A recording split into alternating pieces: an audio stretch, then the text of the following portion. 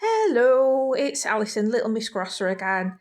I promised on the post that I would also do some reviews of recent YouTube watches.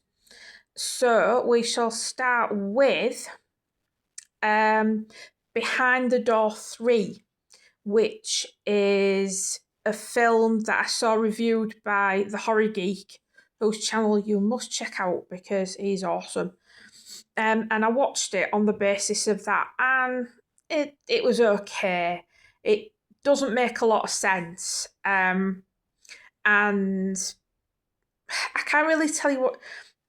Basically, a bunch of students go off to I think it's Yugoslavia when Yugoslavia still existed, um, or Eastern Europe, and some of them die, and there's one that they want to keep for some sort of ritual or something. I don't know. It makes absolutely zero sense. The bit that I found most entertaining was the hot soup scene. If you don't know what that is, it's quite close to the beginning of the film, and it's just Bo Svensson, a cult film actor, saying how much he wants some hot soup, which again, even if you watch it in context, it makes no sense. I'd probably give it about a 5 or 6 out of 10. It was okay. If I could just post a hot soup scene, I would, because it's like I say, it's just gloriously stupid and makes no sense at all. And it's just random. Anyway, um, the second film I have watched recently was Dario Argento's Inferno, which I hadn't seen for a very, very, very long time. I was going to buy it on DVD, but it's quite pricey, and I am glad that I didn't, because whilst it is a very, very, very good film, it's superbly done. I have got a thing about witches. I don't like witches. And I completely forgot that it was part of the Three Mothers trilogy. And I watched it, and it was really good, like I say, but anything to do with witches or witchcraft, I tend not to like too much because, well, like I say, I've got a phobia of witches. So if you have a phobia of witches, I don't know what the technical name for it is, I wouldn't recommend it. Or Suspiria, or Mother of Tears, which basically completes the trilogy.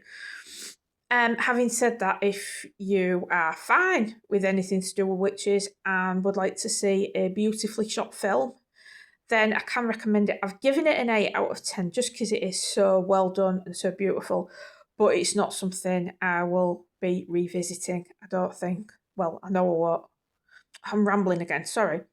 The third film I've watched on YouTube is a film called The Humanoid from 1979, and wow, what can I say? What a random film.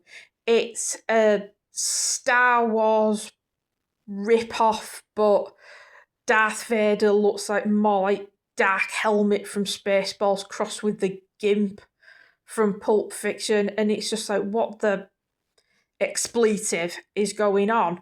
It's got Richard Keel from The Spy Who Loved Me and Moonraker in it. And to quote my dear friend Chris, whose channel I will leave in the description, he said, "Poor Richard Keel, realising that Moonraker was only the second silliest space-based film he made in 1979." And I think that just about sums it up, really. It was good fun. Again, I was looking to purchase it maybe on DVD, but again, it's very pricey. So I think if I ever get the edge to watch it again, which I probably will because it's so bloody stupid, I'll just watch it on YouTube again. It wasn't so brilliantly bad that I feel the need to splash out £20 to £30 on a DVD. But yeah, if Jaws is one of your favourite Bond henchmen, I can highly recommend it. Richard Kiel is just ace in it. And there is a character that she's called Barbara Gibson, but instead of just calling her Barbara, they constantly refer to her by her full name. Um, don't ask, because I can't explain it. I would give Humanoid a 7 out of 10. If you're in the mood for something just really, really stupid, where a random Barbara Gibson character is friends with Richard Kiel and a small Chinese boy, then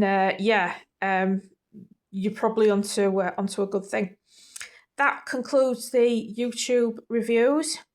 I will hopefully be back again later this week with a review of Under Siege, which I recorded from ITV4, which I've seen many, many times, but I'll try and give you a fresh take on it if possible.